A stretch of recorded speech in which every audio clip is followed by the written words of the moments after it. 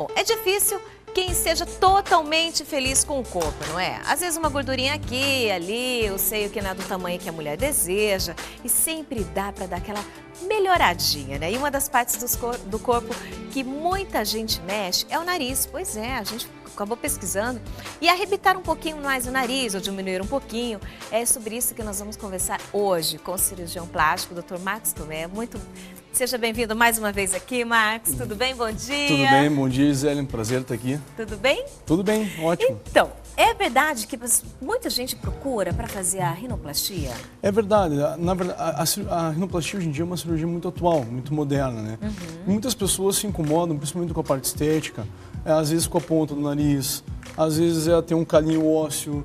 Então, algum detalhe que não agrada a personalidade em si, né? Quando você se olha no rosto, ou brincadeiras de amigos, algo assim. Aquele sarrinho, a bulimia, né?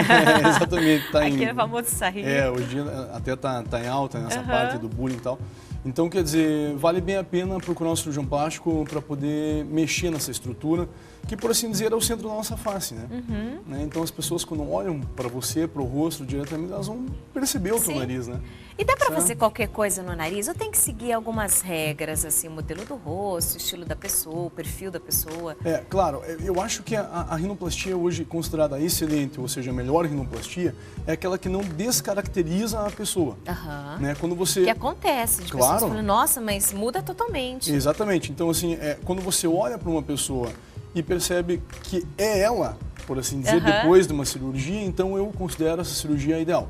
Quando você altera muito a estrutura nasal, a exemplo disso, por exemplo, a Michael Jackson, algo nesse sentido, que é um caso clássico, né? Daí eu acho que já não corresponde a uma boa rinoplastia. Eu acho que já passa para algo um pouco não natural. Entendi. Existe muita procura, por exemplo, eu adoro o nariz daquele ator lá, daquele famoso.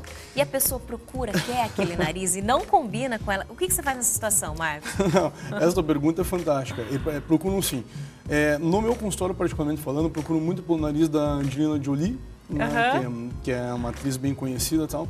E homens gostam muito do nariz do marido dela, que é o Brad Pitt. Sério? Né? É o casal então é da o rino, casal da rinoplastia. Mas é muito difícil, né? Na verdade, a característica nasal, ela depende muito da pessoa. Entendi. Tem pessoas que têm o dorso nasal, que é esse ossinho aqui, muito alto.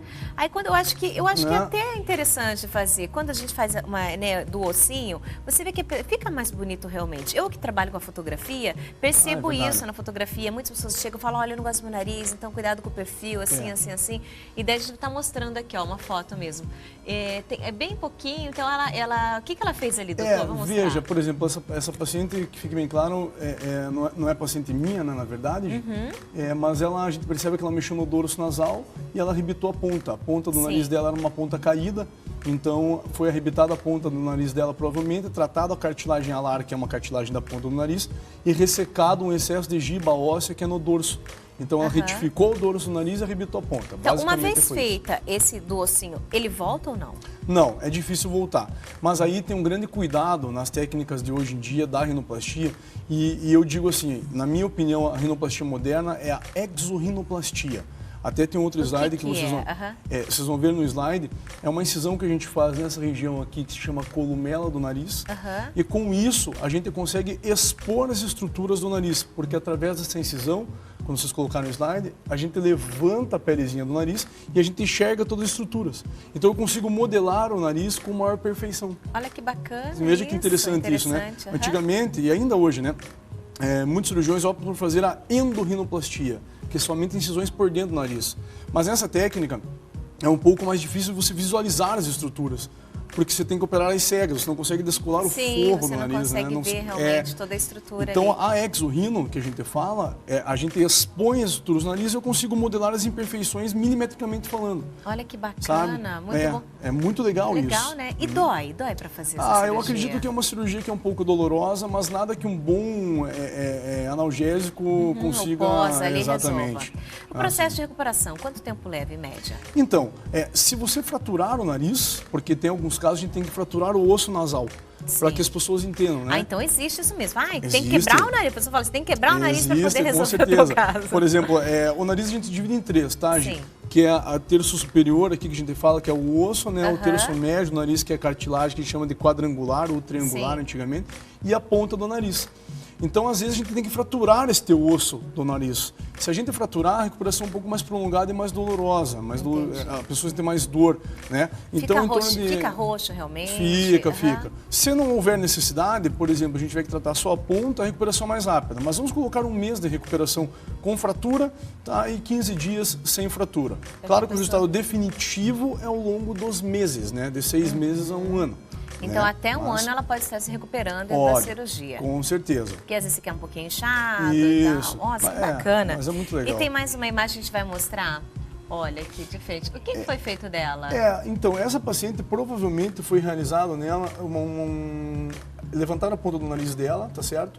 E retificaram o dorso. Mas pelo que eu tô olhando daqui, eles colocaram 2 enxertos de cartilagem no dorso do nariz, que é a parte mais dura, que se chama spreader grafts. O que é isso, Dr. Marcos? Isso é enxerto de cartilagem que a gente coloca no dorso do nariz para melhorar a função da válvula nasal. Então aqui a gente divide o tratamento em uma região muito interessante. Na verdade, o cirurgião plástico de qualidade, ele não pode só pensar na parte estética, tem que pensar na parte funcional, que é o quê? A respiração do nariz. Principalmente, Exatamente, isso é muito importante. Então, no caso dela, provavelmente ela deveria respirar mal. Então, arrebitaram a ponta do nariz, mas tiraram um enxerto de cartilagem do septo nasal, que é uma cartilagem, tiraram um pedaço de enxerto e colocaram no dorso, ao longo do dorso do nariz. Para que ela pudesse... melhora a respiração. Que isso bacana, né, gente?